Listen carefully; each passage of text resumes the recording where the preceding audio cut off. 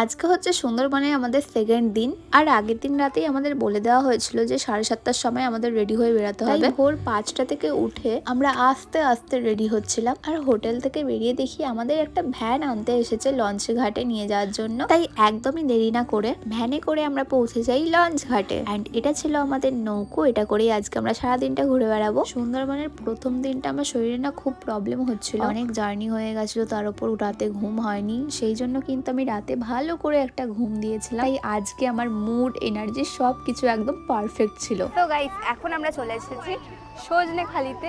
এখানে নাকি বাঘ জল খেতে আসে। জানি না আমাদের ভাগ্যে বাঘ দেখার সৌভাগ্য আছে কিনা, বাট চলো দেখি কি হয়।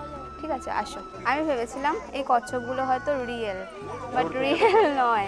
রিয়েল নয় বলতে না বলতে রিয়েল কচ্ছপও দেখো চলে এলো আমার চোখের সামনে। সবকিছু ঠিক ছিল, বাট হুট করে এত চড়া রোদ উঠতে শুরু করে যে রোদে আমাদের অবস্থা পুরো খারাপ হয়ে যাচ্ছিল। তার উপর এই পুরো জায়গাটায় বাঘ তো দেখতে পেলামই না। শেষমেশ কচ্ছপ আর হনুমান দেখে এখান থেকে আমাদের বেরিয়ে যেতে হয়েছিল।